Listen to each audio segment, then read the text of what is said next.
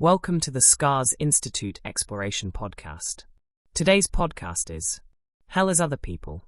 This episode was written by Professor Tim McGuinness, Ph.D., created by the certified professionals at the Scars Institute, and presented by our Scars Institute AI hosts.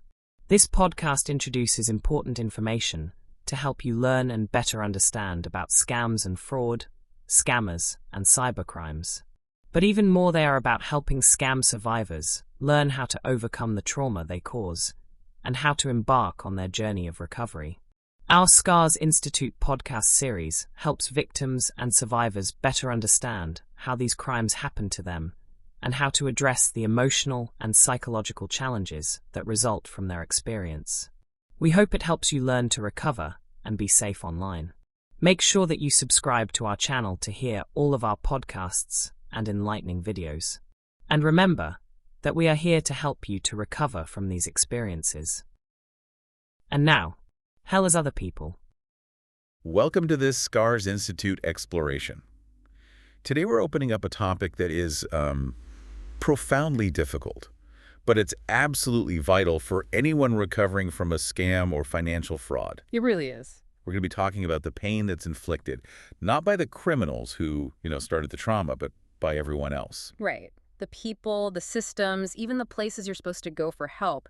It's this invisible injury. The invisible injury. I like that. The Scars Institute calls it the second layer of trauma. You move beyond the initial shock and the financial loss, and you're suddenly facing this persistent, just crushing rate of social judgment.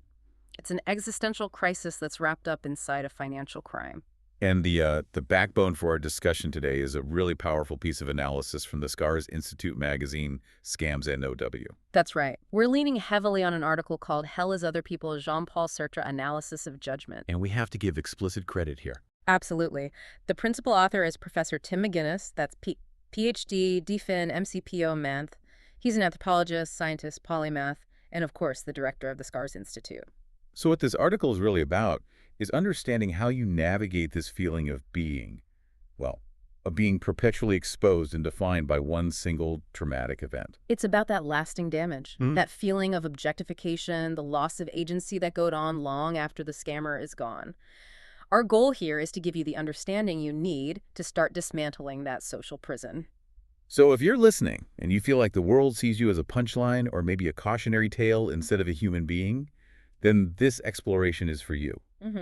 To really get this, we have to start with the philosophy behind it. We're using Jean-Paul Sartre's famous line from his play, No Exit, Hell as Other People. And most people hear that and they just think, other people are annoying. Right. It's just, they get on your nerves. But it's so much darker than that. Sartre was describing a kind of psychological torture. He called it the gaze. The gaze? Yes. When someone looks at you, they don't see your fluid, complex, conscious self. They see a fixed, frozen object. Your identity, which you know is always changing and free, is suddenly defined by their perception of you. So it's like, if I walk into a room and I trip, in that split second, nobody in that room sees me. They just see the person who tripped. Exactly. And that perception, that label, it just freezes you. For the scam survivor, the moment they have to tell their story, they're stepping right into that relentless, judgmental gaze. And their whole identity. It's instantly reduced to the fool or the naive one or just the victim, and that is the moment their personal hell really begins. Okay, let's trace that gaze. Where does it hit first? I'm guessing the inner circle, family, close friends. That's the one. It's the first and often the most painful. These are the people whose support you need more than anything. And what Professor McGuinness's work points out is that the judgment, it's not always malicious, is it? Not at all. It's often rooted in their own terror. They look at you, and the unspoken question hanging in the air is, if this could happen to them, could it happen to me? So it comes out as disbelief or pity or even this subtle contempt. But isn't some of that just tough love? I mean, they want to make sure you're safe, right? Yeah. Especially if a lot of money was lost. How does that cross the line from concern into actual harm. It crosses the line when it shifts from offering support to asserting control. The article calls this control substitution. Control substitution. Yeah. Family members start wanting to check your bank accounts, questioning every email, demanding access to your finances. Under the guise of safety, they are stripping the survivor of their adult agency. So they're treating a fully capable adult like a child. Precisely. That's a term Dr. McGuinness uses, protective infantilization. The survivor is no longer a whole person. They become an object to be managed. And that leads to what he calls label entrapment. Yes. Their entire identity is now fixed as the one who got scammed. You're no longer seen as a loving father, a respected professional. You're defined by your single worst moment of vulnerability. That must be agonizing, because it just negates everything else. Yeah. Decades of competence and wisdom just wiped out. And now you're fighting the people you love just to be seen as a full person again. It's the foundation of the objectification. Once your loved ones solidify that identity in your mind, it makes the next stage dealing with the outside world so much harder. So let's shift the gaze there to the professional world. We're talking law enforcement, government agencies, banks. This is where you run into what the article calls bureaucratic objectification. A survivor reports a devastating, life-altering loss, and they're met with this skeptical, purely procedural gaze. They just become a case file. A case file, a fraud report, a statistic, that's it. What does that actually sound like in practice? What does that feel like? It sounds like, what was the exact date of the transfer? Or forward the contents of the email. The profound emotional devastation, the fact that your reality has been shattered, is treated like an irrelevant aside. So their suffering is met with reality invalidation. Total invalidation. The system only cares about the data points of the crime, not the human cost. And it's incredibly hard to feel like a valid victim when your emotional reality is just ignored by the very people you went to for help. And I imagine this gets even worse with the financial world. It accelerates. Banks see a survivor purely through a lens of risk and liability. And this leads right to what's called financial shaming. Which sounds like... What? It sounds like accusatory questions. Why did you bypass our security warnings? Why did you wire money internationally? Those aren't questions to solve a crime. Those are questions to assign blame. Absolutely. They reinforce this narrative of fiscal irresponsibility. It frames the victimization not as the result of a professional criminal's manipulation, but as your own failure of character. The Scars Institute has a name for that too, right? They do. It's moral contamination. The implication is that you are now somehow morally less responsible because you were deceived. Every form you fill out, every call you make, just reinforces that shame. But what happens when you try to escape all that? Yeah. You look for a sanctuary with people who are supposed to understand other survivors. The article points out that this can actually be the most insidious judgment of all. It's a shocking reality. This is where you see comparative victimhood and what's called a survivor hierarchy. A hierarchy. Even in supposed support spaces, survivors feel this immense pressure to prove they were scammed in the right way. They compare how much they lost, how sophisticated the scam was. So instead of just being accepted, you're suddenly having to justify your own vulnerability. You are. There's this subconscious pecking order where victims might judge others for not seeing obvious red flags, all while trying to control their own story. They want to be the savvy victim who was outsmarted by a genius, not someone who fell for a simpler trick. As the article says, they're still performing for an audience.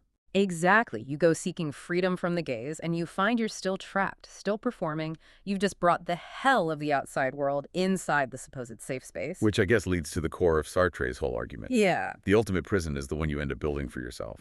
It is. The external gaze has done its job. It's frozen the victim into this object they don't even recognize anymore. And the most terrifying part is, the victim starts to participate in their own imprisonment. They internalize all those voices. The judging family member, the skeptical cop, the critical peer, all of it.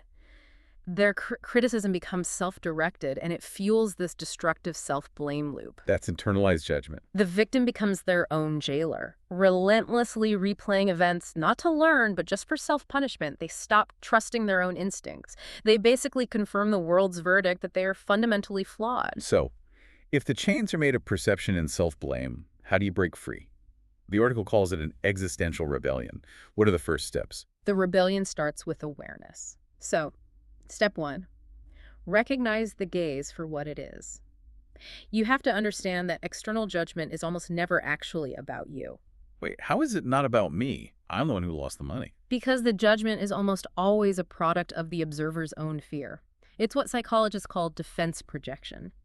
When your family acts with disbelief, they're trying to distance themselves from your vulnerability because they are terrified of their own.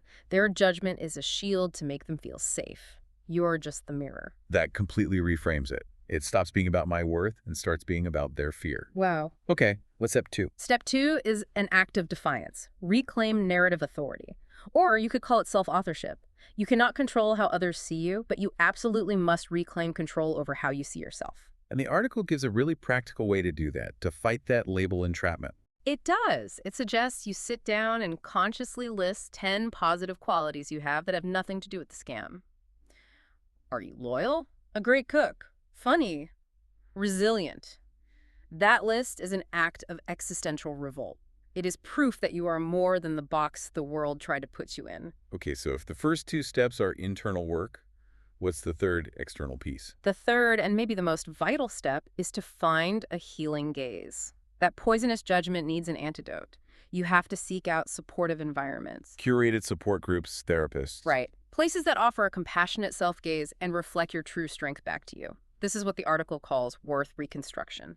You need a space where you are seen not as a failure, but as a person who was targeted by professional criminals. And the Scars Institute is dedicated to providing exactly that kind of healing gaze. It is. They see the whole person with the full history. They're built on the fundamental understanding that you were expertly victimized, not that you were foolish. So if someone is listening to this, and they realize they need that non-judgmental space to even begin this process, what should they do right now? We have a mandatory recommendation from the Scars Institute for this. If you are a victim or survivor, please join their free, safe, and private scam survivor support community. Finding a place where you are seen with dignity is critical. And this is really important. This platform is not on a public social media site where you might fear being exposed. No, it is on the Scars Institute's own secure platform, built by them specifically for survivors who need safety and non-judgmental help. The website for that is www.scarscommunity.org. Register. We strongly encourage you to visit www.scarscommunity.org. Register. That's your immediate way to find that healing gaze. There are also other resources mentioned in the article, like www.scamvictimsupport.org for new victims, and the free recovery program at www.scarseducation.org. What the work by Professor McGuinness shows us is that recovery really requires you to stop performing for others, to stop worrying about their judgmental gaze, and just refocus entirely on your own internal truth and dignity. That's the ultimate freedom. It comes when your sense of self-worth is grounded internally, not something you're constantly trying to get from external approval. That's the moment you finally step out of their hell. So, while we have to live in a world with other people, we are, as Sartre would say, radically free to define our own essence. You can choose not to live in the hell of their perception. You can build your own self-acceptance, one act of self-compassion at a time. The journey is about creating the version of you that is created by you. And that radical self-authorship, it starts by grounding yourself in a community that sees your courage, not your failure. Find that place of safety and support. Go to www.scarscommunity.org/register. Thank you for listening to our podcast.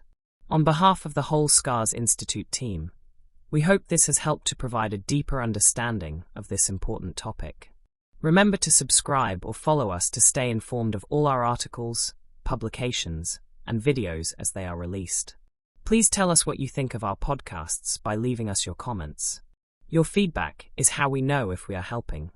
If you have been victimized by a scam, the Scars Institute can help you. To begin, visit scamvictimsupport.org. If you are ready to join a Scars Institute support and recovery group, visit scarscommunity.org/register. To enroll in the Scars Institute Scam Survivors School's next class, visit scarseducation.org. All Scars Institute Victim Survivors services are completely free. We understand what you have gone through, and we can help. Contact the Scars Institute today